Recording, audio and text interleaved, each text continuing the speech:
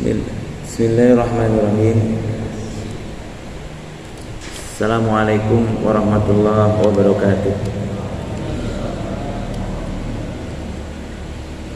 Bapak Ibu yang dirahmati Allah, Alhamdulillahirabbil alamin. Wassalatu wassalamu ala asrofil anbiya'i wal mursalin wa ala alihi washabihi ajma'in, wa ba'du. Bersyukur kepada Allah Subhanahu wa taala atas segala karunia dan nikmat yang Allah limpahkan kepada kita semuanya. Juga tidak lupa selawat dan salam kepada junjungan kita Nabi besar Muhammad sallallahu alaihi wasallam. Bapak Ibu yang dirahmati Allah, dalam kesempatan subuh yang penuh berkah ini saya ingin melanjutkan tentang beberapa kunci sukses berniaga Rasulullah sallallahu alaihi wasallam. Ini hitungannya pertemuan kedua. Dalam pertemuan pertama saya menyampaikan 4 kiat kunci sukses Rasulullah dalam berdagang yang fokus dalam branding atau dalam bahasa kita pencitraan. 4 yang dilakukan Rasulullah dalam pertemuan pertama saya ingatkan kembali. 1, sidik, jujur. Kejujuran ini adalah branding citra seorang pedagang yang dijalankan Rasulullah Sallallahu Alaihi Wasallam. Maka sebelum bi'sah Rasulullah diutus sebagai seorang Rasul, beliau terkenal dengan sebutan Al-Amin. Al-Amin inilah yang menjadi branding Rasulullah Sallallahu Alaihi Wasallam sukses dalam berniaga. Bahkan dalam 10 sahabat Rasulullah Sallallahu Alaihi Wasallam yang disebutkan dengan jaminan masuk surga, 7 orang berstatus sebagai seorang pedagang. Maka kunci-kunci sukses Rasulullah Sallallahu Alaihi Wasallam dan para sahabat ini bisa menjadi pembelajaran kita bersama, khususnya dalam aktivitas berniaga atau berdagang.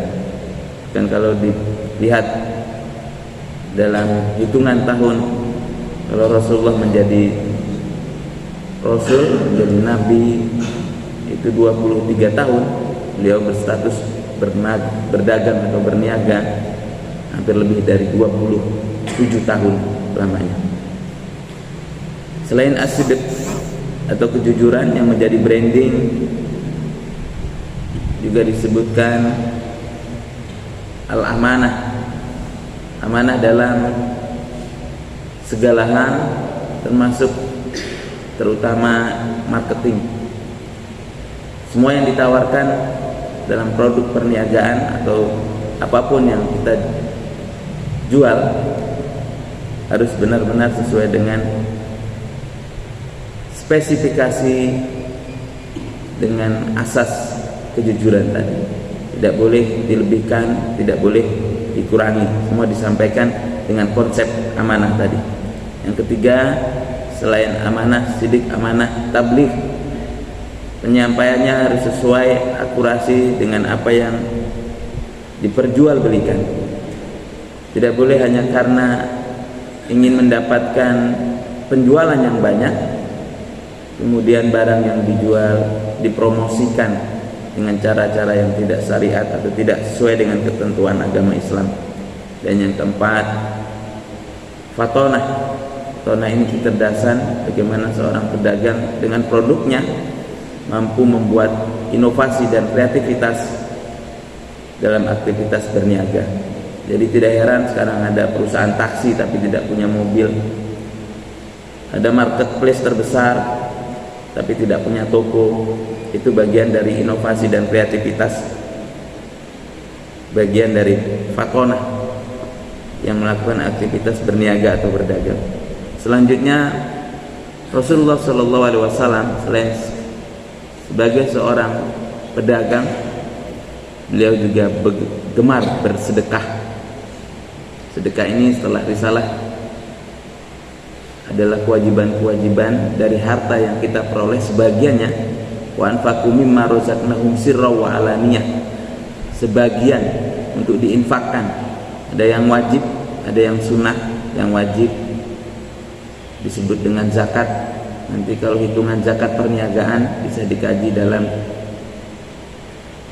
fikih zakat dengan kesempatan yang berbeda, mungkin dengan seorang faqih atau ustadz yang memiliki pemahaman fikih yang lebih baik.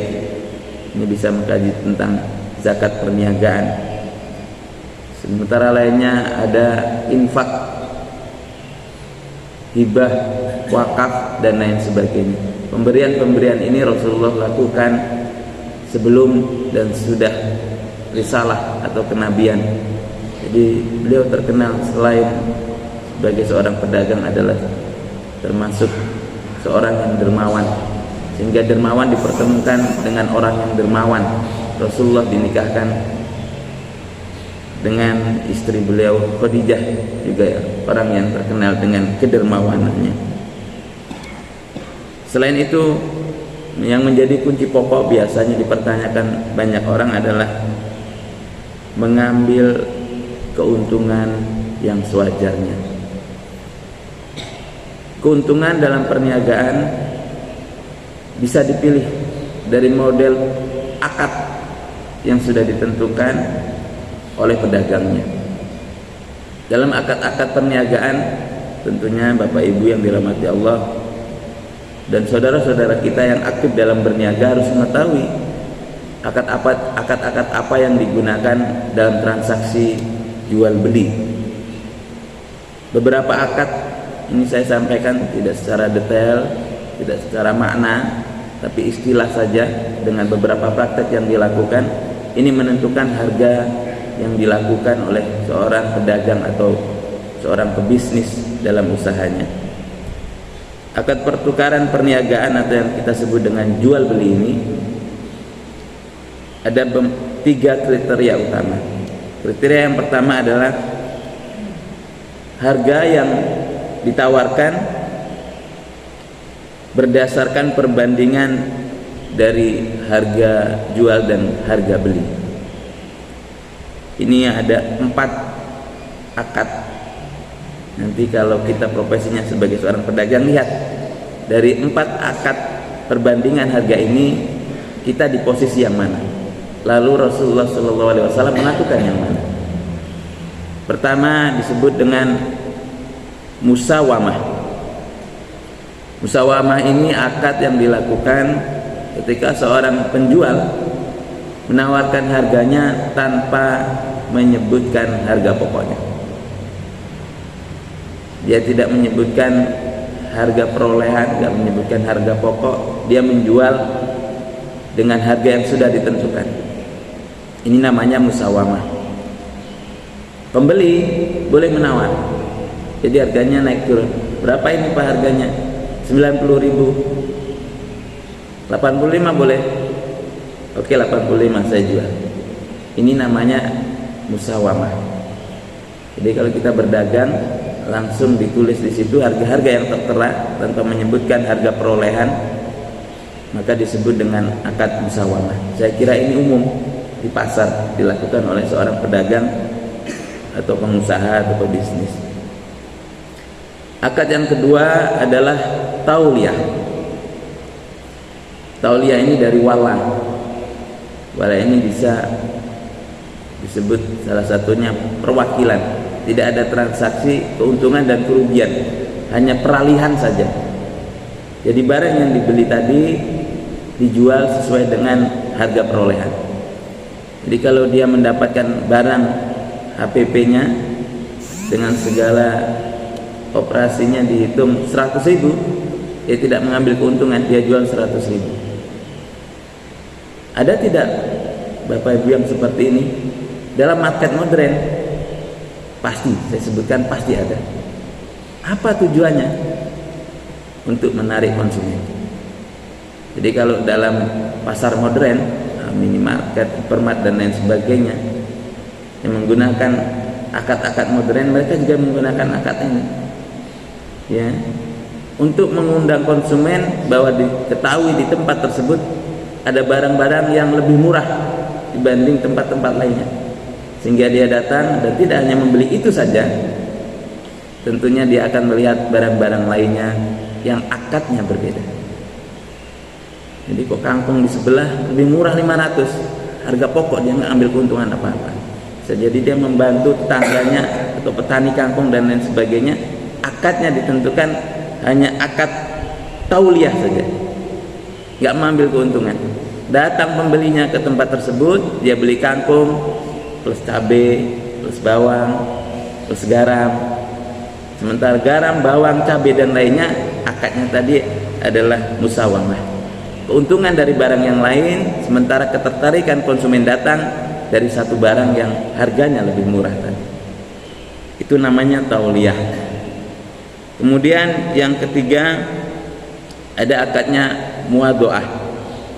Ini juga masih dalam jurusan yang sama dengan tauliyah. Kalau tauliyah tadi yang dijual belikan itu harganya hanya harga HPP saja. Kalau muwadha'ah ini bahkan harganya di bawah harga perolehan.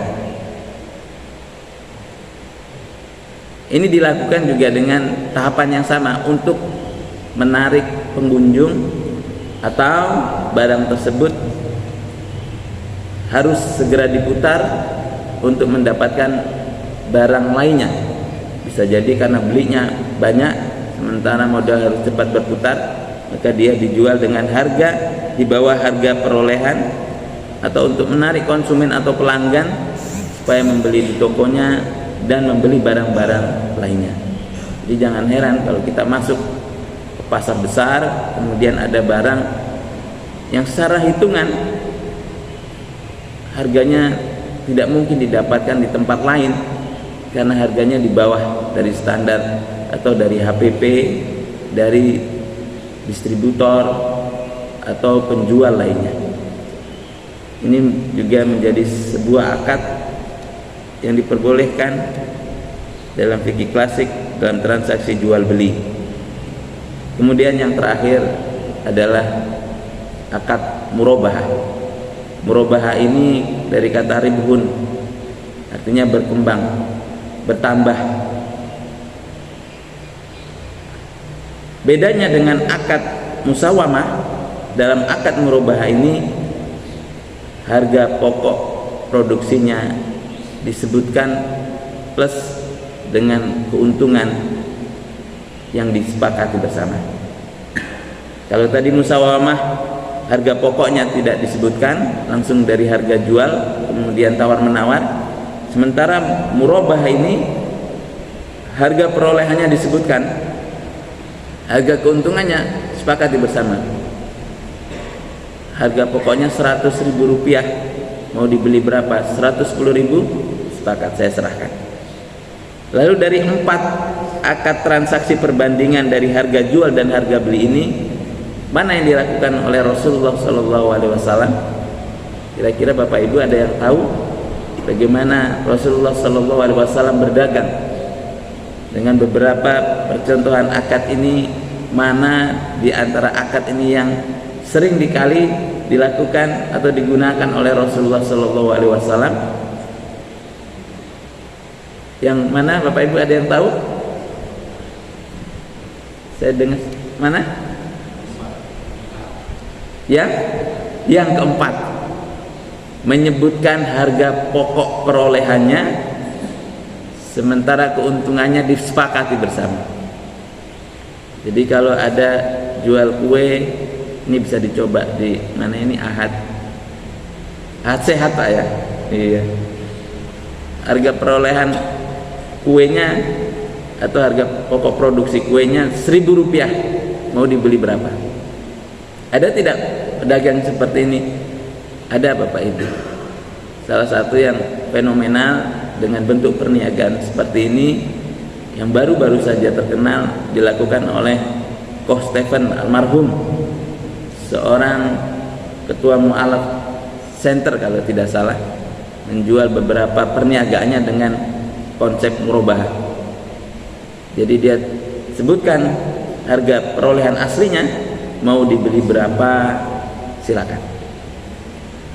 Bahkan dalam akun diceritakan ada yang menambah keuntungannya Rp500 saja. Tapi Rp500 itu tetap ribun, bertambah, ya, tetap tumbuh. Kalau harganya 1.000 ditambah 500, 1.500. Ya, tapi kalau nominalnya 50.000 dibayar 50.500 juga tetap ribun, tetap bertambah. Jadi tidak ada kerugian di situ. Tapi yang dikejar oleh Rasulullah SAW adalah keberkahan, sehingga kita dapat melihat sahabat-sahabat Rasulullah SAW yang masuk setelah hijrah ke dalam agama Islam, yang berstatus sebagai seorang pedagang dengan jurus kunci berniaga ala Rasulullah SAW.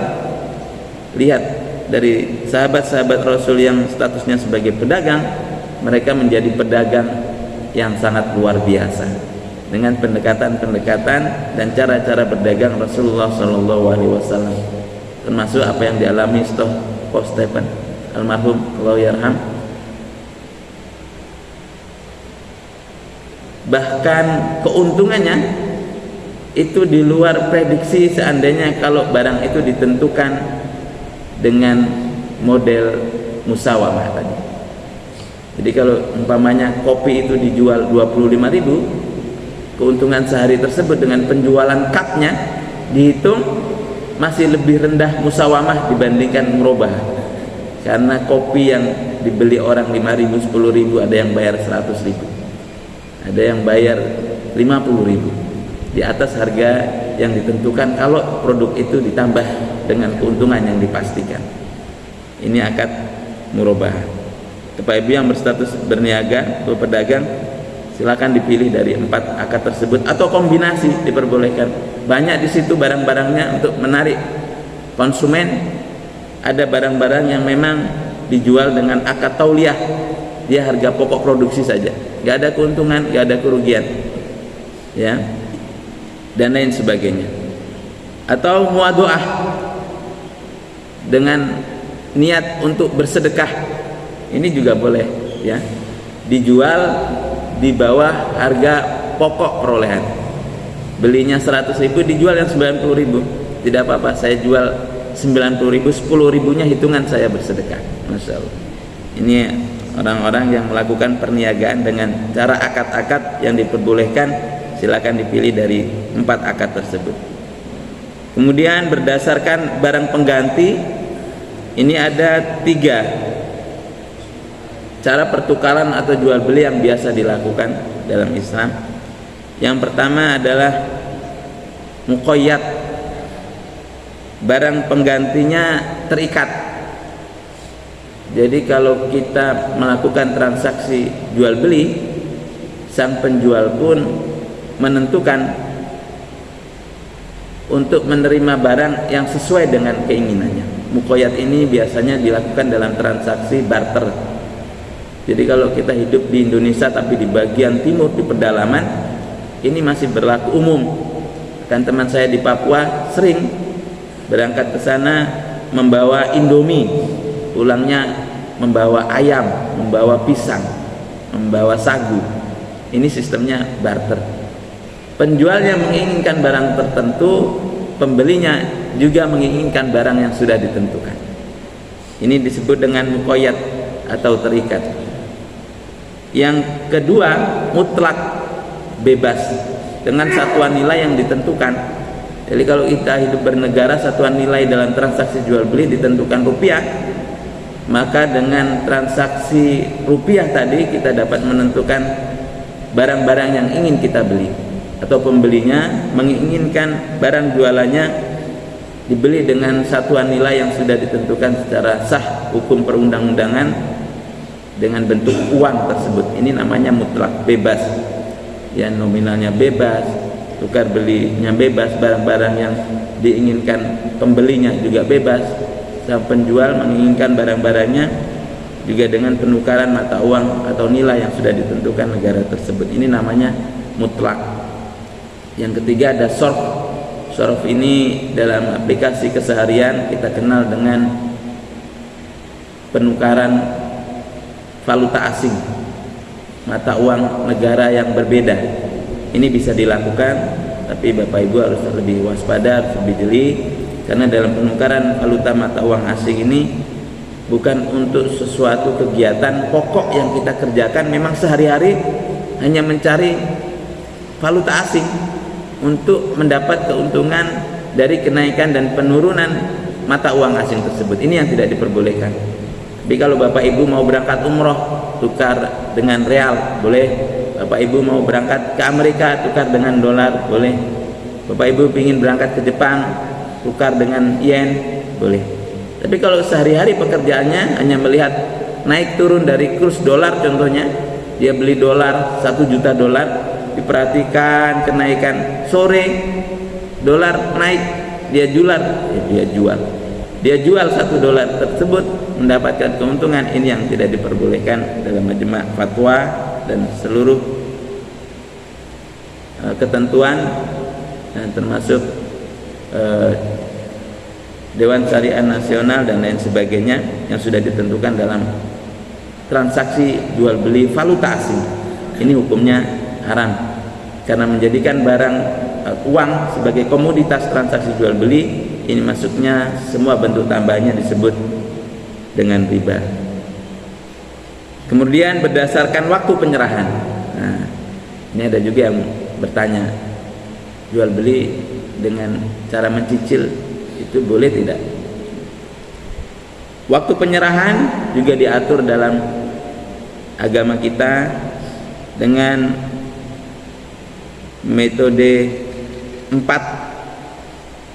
di mana barang yang kita peroleh itu bisa kita terima dalam waktu-waktu yang berbeda.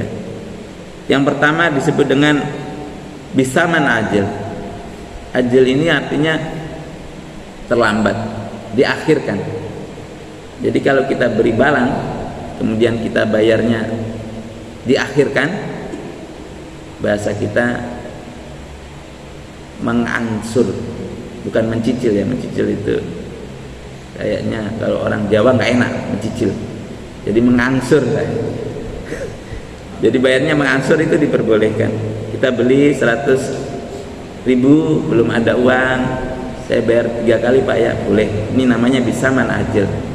Jadi barangnya sudah kita bawa, kemudian kita bayarnya secara mengangsur, itu diperbolehkan. Yang kedua dengan salam. Salam ini uangnya duluan, kebalik dengan bisaman ajil tadi. Kalau bisaman ajil uangnya mengangsur di belakang, kalau dengan akad salam uangnya dulu datang, diberikan, barangnya sesuai dengan orderan. Nah, ini pre-order. Nah, dengan bayar di depan, barangnya datang belakangan, itu juga diperbolehkan. Kemudian yang ketiga ada istisna. Istisna ini kebalikannya dari salam tadi. Kalau salam tadi barangnya belakangan, kalau istisna barangnya di depan. Pesan barangnya dibuatkan di depan, kemudian kalau sudah selesai baru cash dibayar di belakang. Ya.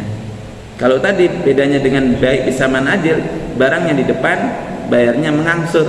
Kalau yang istisna, dia cashnya di belakang.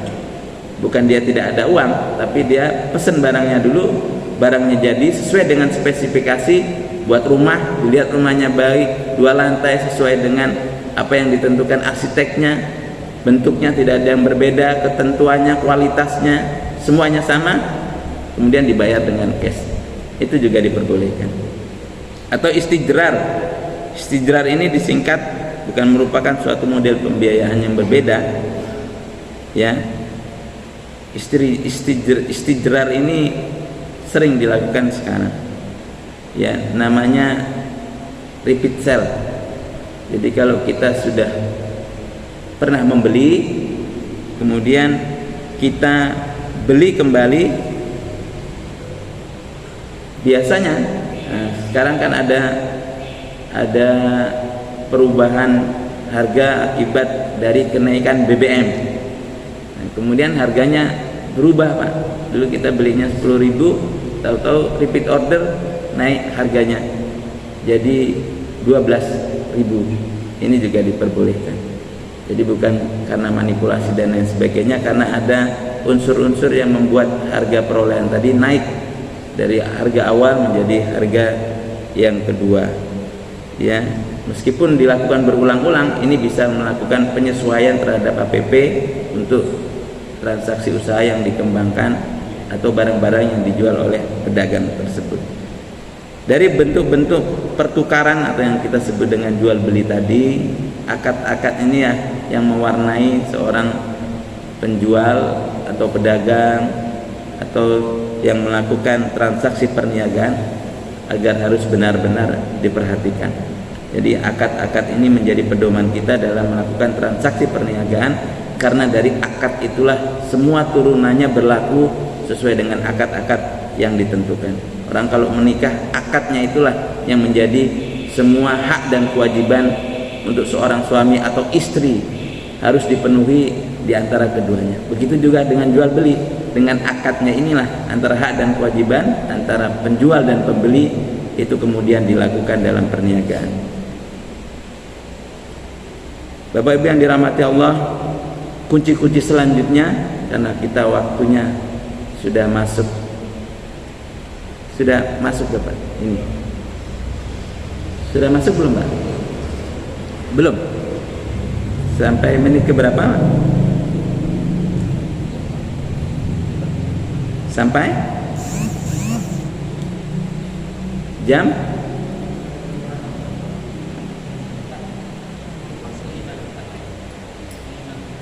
sampai 5.54. Baik, kita lanjutkan sampai di 5.54. Akad-akad tersebut menjadi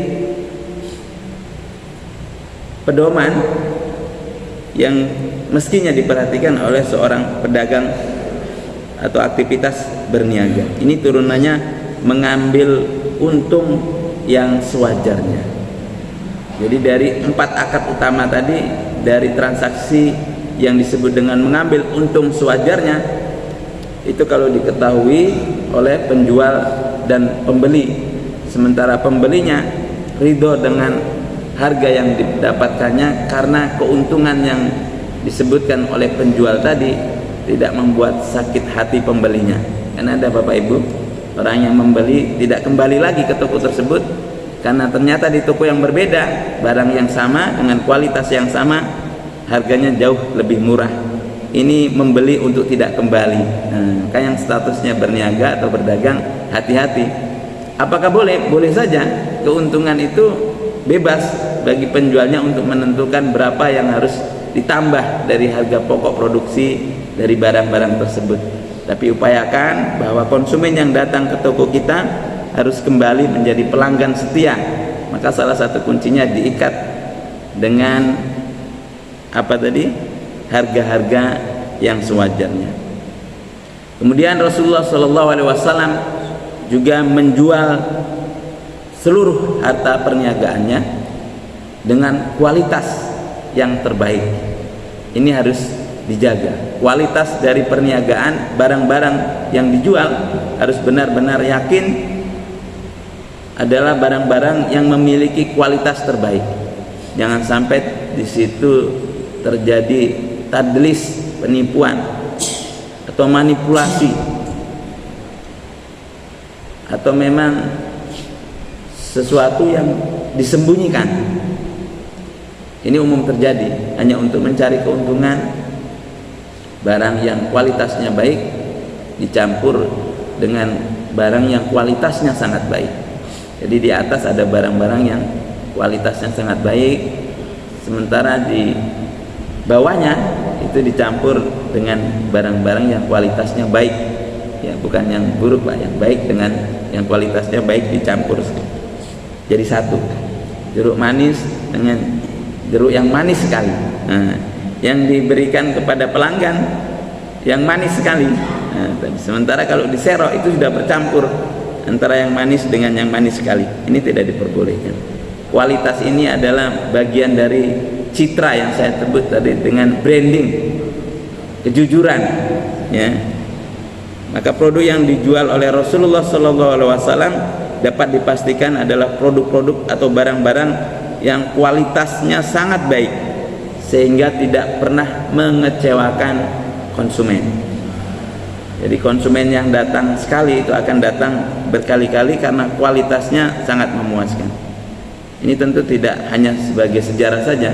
Bapak Ibu yang pernah membeli barang atau apapun bentuknya, ketika merasa puas dengan barang yang kita beli atau yang kita peroleh, baik dari mutu, kualitas dan lain sebagainya, kalau menginginkan barang yang sama, kembalinya kemana? Ke toko yang tempat kita beli pertama kali, karena kita merasakan bahwa kualitas barang yang kita terima itu memiliki kualitas yang baik dan memuaskan kita sebagai pembeli. Rasulullah juga demikian, para sahabat juga demikian. Ya, jadi kalau kita mengetahui ada Abdurrahman bin Auf yang setelah hijrahnya dari Mekah ke Madinah tidak membawa apa-apa, kata Rasulullah, khiyarukum fil jahiliyah khiyarukum fil Islam, aktif sebagai seorang pedagang. Setelah hijrah, pedagangnya tidak hilang.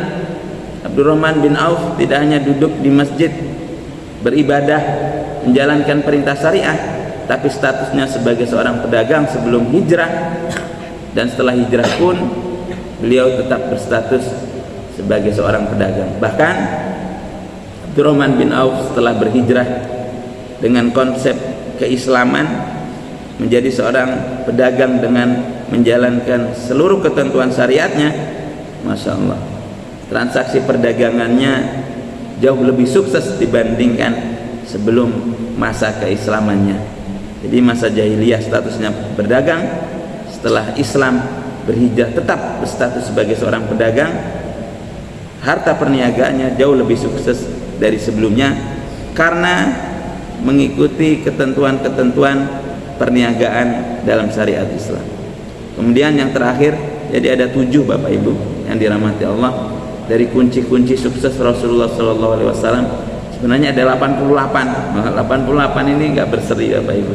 Ini saya rangkum saja yang penting, yang sering kita dapatkan dan kita temui dalam transaksi kehidupan keseharian saja. Yang terakhir, tidak mudah menyerah dalam berusaha. Jadi kalau berniaga khususnya Bapak Ibu, ada 2 kategori. Yang satu namanya Red Ocean, yang kedua Blue Ocean.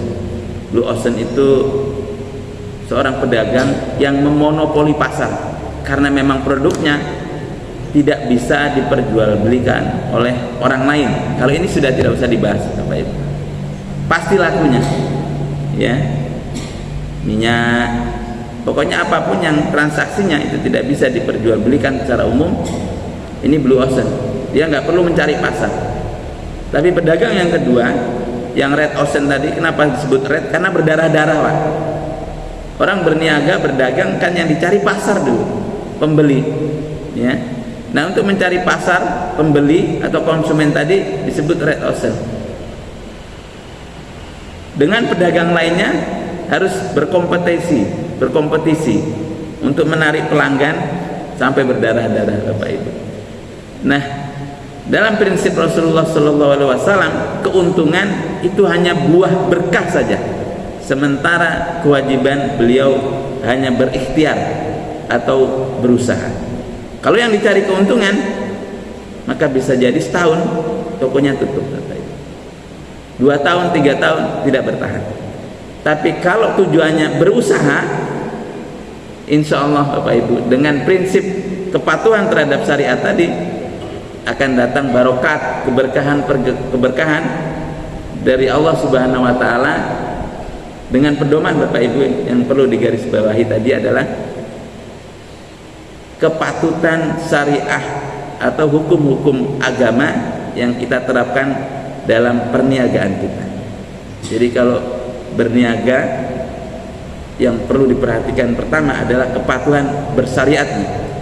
Kenapa? Kalau kita berikhtiar, berusaha, sementara kita lalai, jangan-jangan Bapak Ibu, waktu yang kita gunakan semasa hidup kita dalam berniaga, ternyata waktu tersebut adalah sia-sia. Bahkan nauzubillah, Kalau karena faktor ketidaktahuan apa yang kita lakukan dalam berniaga tadi ternyata bahkan mendatangkan mudarat atau kejelekan-kejelekan untuk pedagangnya sendiri. Dia tidak tahu ternyata mencampur itu haram. Dia tidak tahu kalau menipu itu haram. Tapi siapa ya Bapak Ibu yang menipu tidak tahu kalau itu haram, ya. Memanipulasi itu haram, ya. Riba itu haram. Nah, ini harus menjadi kewaspadaan untuk seorang pedagang atau peniaga. Pastikan barang-barang yang kita perjualbelikan bersih dari hal-hal yang terlarang dalam ajaran kita, ajaran Islam, untuk mendapatkan keberkahan Allah Subhanahu wa taala. Karena kalau sudah dapat berkahnya tadi, bukan hanya untung Bapak Ibu, ya. Sehat, keluarganya sehat, ya, anak-anaknya berprestasi, semuanya bahagia, keuntungan selalu datang dan lain sebagainya. Kalau berkah itu tidak bisa dihitung, tidak bisa dinominalkan Bapak Ibu. Kalau keuntungan bisa disebutkan 100.000, 200.000. Tapi kalau yang dikejar keuntungan, hilang berkahnya, hanya persoalan waktu saja yang menentukan apakah pedagang tadi termasuk bersama para syuhada yang Allah janjikan melalui Rasulullah SAW, bahwa seorang pedagang yang jujur, amanah, itu makomnya, tempatnya di surga bersama para nabi dan para syuhada. Bapak Ibu yang dirahmati Allah, 7 hal ini menjadi perhatian kita bersama. Semoga bagi kita yang berstatus sebagai seorang pedagang atau peniaga ataupun saudara-saudara kita bisa mengikuti sunnah Rasulullah SAW dalam transaksi perniagaan. Usikum wa nafsi bitaqwallah. Saya mohon maaf kalau setiap hari Ahad saya tidak bisa mengikuti kegiatan bersama Bapak Ibu semuanya, karena hari Ahad di Trubus Iman tidak libur. Jadi jam 7 harus berangkat untuk mengajar di sana. Tapi Ahad ini saya libur. Tapi karena ke Jakarta, jadi saya juga pamit tidak bisa mengikuti kegiatan bersama Bapak Ibu selanjutnya. Assalamualaikum warahmatullahi wabarakatuh.